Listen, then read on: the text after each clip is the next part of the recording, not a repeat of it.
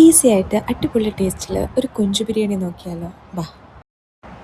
ഇതിനായിട്ട് കഴുകി വൃത്തിയാക്കിയ കൊഞ്ചിലേക്ക് കുറച്ച് മുളക് പൊടി, മഞ്ഞൾപ്പൊടി, ആവശ്യത്തിനുള്ള ഉപ്പ്, ജിഞ്ചർ ഗാർലിക് പേസ്റ്റ് ഇതെല്ലാം കൂടെ നന്നായിട്ട് തിരുമ്മി പിടിപ്പിച്ചിട്ട് ഒരു 1/2 to 1 hour വരെ വെക്കാം.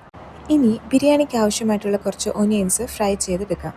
ശേഷം റൈസിന് വേണ്ടിയിട്ട് ഒരു പാനിലേക്ക് കുറച്ച് ഗീയോ ഓയിലോ ഒഴിച്ചിട്ട് അതിലേക്ക് കുറച്ച് ബേ ലീവ്സ്, പട്ട, ഗ്രാമ്പൂ, ഏലക്ക, സ്റ്റാർ, പിന്നെ കുറച്ച് ജിഞ്ചർ ഗാർലിക് പേസ്റ്റ് ഇതെല്ലാം കൂടെ സോട്ട് ചെയ്തെടുത്തിട്ട് അതിലേക്ക് റൈസ് ആഡ് ചെയ്യുക. കുറച്ച് ലെമൺ സ്ക്വീസ് ചെയ്തൊഴിക്കുക.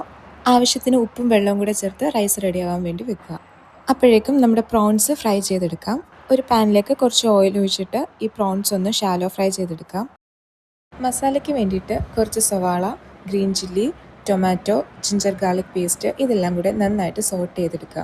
അതിലേക്ക് കുറച്ച് കുരുമുളക് പൊടി, പിന്നെ നമ്മൾ നേരത്തെ ഫ്രൈ ചെയ്ത് വെച്ച ഒനിയനിൽ ഹാഫ് ഇതിലേക്ക് ആഡ് ചെയ്യുക. കുറച്ച് പുതിനയില, മല്ലിയില ഇതെല്ലാം കൂടെ ആഡ് ചെയ്തിട്ട് നന്നായിട്ട് സോട്ട് ചെയ്തെടുക്കുക. ഇതെല്ലാം ഒന്ന് സോട്ട് ചെയ്ത് വരുമ്പോഴത്തേക്കും അതിനകത്ത് കുറച്ച് പുളിവെള്ളം ആഡ് ചെയ്യുക. എന്നിട്ട് നമ്മൾ നേരത്തെ ഫ്രൈ ചെയ്ത് വെച്ചിരുന്ന പ്രോൺസ് ഇതിലേക്ക് ആഡ് ചെയ്തിട്ട് എല്ലാം കൂടെ ഒന്ന് മിക്സ് ചെയ്ത് അടച്ചു വെച്ച് ഒരു 5 to 8 minutes ഒക്കെ ഒന്നുകൂടെ കുക്ക് ചെയ്തെടുക്കുക.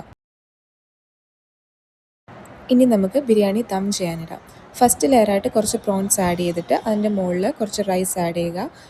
പാലിൽ മഞ്ഞൾപ്പൊടി കലക്കിയതാണ്, പിന്നെ കുറച്ച് ഫ്രൈഡ് ഒനിയൻസ്, പുതിനയില. ഇവിടെ ഞാൻ 2 ലെയറായിട്ടാണ് ദം ചെയ്യുന്നത്. നിങ്ങളുടെ ക്വാണ്ടിറ്റിക്ക് അനുസരിച്ച് നിങ്ങൾക്ക് ദം ചെയ്യാവുന്നതാണ്. ലാസ്റ്റായിട്ട് ഫ്ലേവറിന് വേണ്ടിയിട്ട് കുറച്ച് പച്ചമുളകും കൂടി ആഡ് ചെയ്തിട്ട് ഒരു 20 minutes സിമ്മിൽ ദം ചെയ്യാൻ വെക്കുക.